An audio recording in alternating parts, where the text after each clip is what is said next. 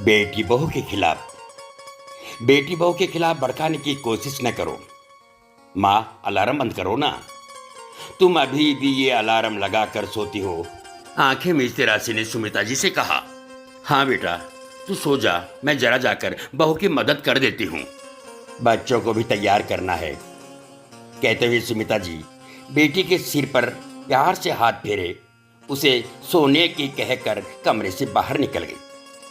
रसोई में जाकर देखा तो बहू निशिता हर दिन की भांति बच्चों के लिए टिफिन, अपना और पति रितेश के लिए टिफिन के साथ साथ सासू माँ और ननद राशि और उसके बेटे के लिए नाश्ता बनाने में जुटी हुई थी।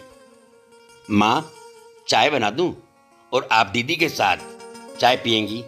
निशिता ने पूछा। बहू, वो तो सो रही है, हम दोनों की बना लो।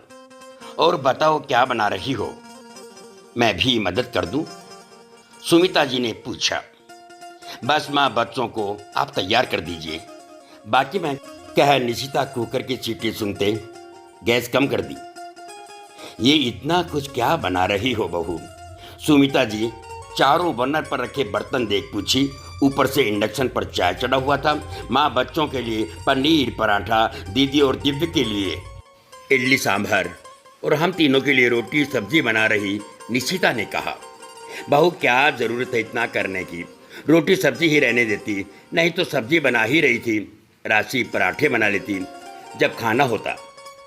अब ये सांभर चटनी में समय बर्बाद कर रही हो, फिर ऑफिस को देर हो जाएगी। सुमिता जी बहू के फैले काम को देखते हुए कहा।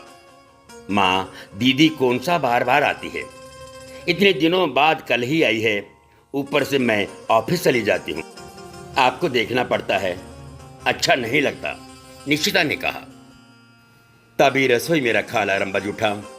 निशिता चाय का कप वहीं छोड़ बच्चों को उठाने भागी। सुमिता जी फिर बच्चों को तैयार करने लगी। रितेश, निशिता और दोनों बच्चों के जाने के बाद घर में सुमिता जी, राशि और उसका बेटा रह गए। सुमिता जी बेटी के लिए चाय बनाकर लाई और नाश्ता करने बोली। माँ, अभी भी तुम्हें ही घर में काम करना पड़ता है। एक मेरी सासू माँ है, जब भी उनके पास जाओ सब काम से हाथ पैर खींचकर बैठ जाती है। अब तो तुम आराम करो, निशिता का काम है वो करेगी, राशि ने कहा। बेटा, ये कैसी बात कर रही है? अभी अभी तूने क्या कहा? तुम्हारी सासू माँ तेरी किसी काम में मदद नहीं करती, तब तुम्हें क्या अच्छा लगता है?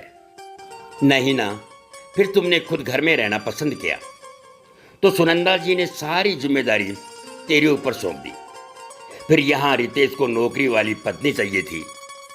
ऐसे में निशिता की नौकरी हम छुड़वा कर पूरे वक्त घर के काम करने को तो नहीं बोल सकते ना। और फिर बेटा, निशिता जितना हो सकता है काम करके ही जाती है, शाम को आकर फिर से लग जाती है। उसको भी इतनी समझ, माँ को ज़्यादा परेशानी ना हो। तो ये बातें अपने भाई भाभी के सामने ना कह देना, सुमिता जी राशि से बोली। ये सही है तुम्हारा, तुम्हारे लिए ही बोल रही थी, पर तुम मुझे ही लेक्चर देने लगी। चलो, नहीं बोलूंगी तुम्हें कुछ भी। राशि को माँ की बात बहुत बुरी लगी। बेटा, तुम तो कुछ दिन यहाँ रहकर चली जाओगी, पर मुझे तो बहू के साथ रहना है। 10 साल हो गए, तुमने देखा है कभी उसके चेहरे पर तेरे आने, काम करने से कोई शिकन तक आया हो? एक तू है, जरा सा तेरी ननद या सास ससुर आने वाले होते तो तू मुझे फोन कर रोना शुरू कर देती। वो तेरी मदद नहीं, ये देख तेरी त्योरी चढ़ी रहती है, फिर भी तू ऐसे बोल रही है। निशिता आज तक बिना किसी शिकायत के सब इसलिए कर पाती क्योंकि उसकी सास उसकी मदद को तैयार खड़ी रहती है। और तू भी जब आती, तेरी भाभी दीदी दीदी कहकर पूछकर तेरी पसंद का खाना खिलाने से ना चूकती, फिर भी तेरे मन में ऐसे ख्याल। ये सही नहीं है बेटा, ये सही नहीं है बेटा। मैं तो यही कहूँगी, जब तू ससुराल जाए मदद किया कर, और जब वो तेरे पास आए, जहाँ जरूरत लगे उनसे मदद की मांग कर। परिवार बैठकर खाने को नहीं होता, बल्कि मिलजुल कर, मिल बांट कर काम करने, एक दूसरे की मदद करने। उम्मीद करते हूँ तू मेरी बात इतना कह सुमिता जी दिव्य और राशि को इडली सांभर परोस दी। राशि अपने पसंद का नाश्ता देख पहले तो आश्चर्य की और फिर बोली, ये किसने बनाया माँ? ये सब निशिता सुबह उठकर बना गई। मैंने तो कहा भी इतना कुछ करने की क्या जरूरत थी। तो बोली दीदी और दिव्य को पसंद है। दीदी और दिव्य को पसंद है ना, फिर वो कौन सा यहां ज्यादा आते हैं। सुमिता जी ने कहा, वाह वाह निशिता ने इतना सोचा। और तुम्हारी प्लेट? राशि ने पूछा। हाँ ला रही हूं, मेरे लिए रोटी सब्जी बना गई। मुझे इडली पसंद नहीं है, वो जानती है ये सब। सुमिता जी ने कहा। राशि आश्चर्य करने लगी। सुबह सुबह सबकी पसंद का नाश्ता बनाकर तैयार होकर ऑफिस जाना ये आसान तो नहीं है। शायद तभी माँ मदद करने उठा करती है, नहीं तो किसी के आने पर सब माँ को ही देखना पड़ता। अब उसे माँ का सुबह उठकर निशिता की मदद करना अखरेगा नहीं। जितने दिन वो यहाँ रहेगी रसोई में निशिता की मदद कर माँ को थोड़ा आराम दे सकती है। ये सोच वो माँ का हाथ पकड़कर बोली, सच में माँ तुम्हारी जैसी सास हो तो किसी बहू को ससुराल कभी अखरेगा नहीं।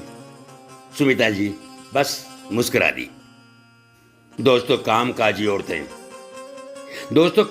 औरतों के ऊपर जब दोहरी जिम्मेदारी आती है और कोई मदद करने वाला नहीं होता तो वो टूट सी जाती है। हो सकता है वो कुछ ना कहे, हो सकता है वो बहुत कुछ सुना दे। मेरे ख्याल से ऐसी परिस्थितियों में परिवार में रहने वाले सब सदस्यों को एक दूसरे की मदद करनी चाहिए, ना कि भड़काना चाहिए। परिवार में रहने वाले सब सदस्यों को एक दूसरे की मदद करनी चाहिए, न कि भड़काना चाहिए।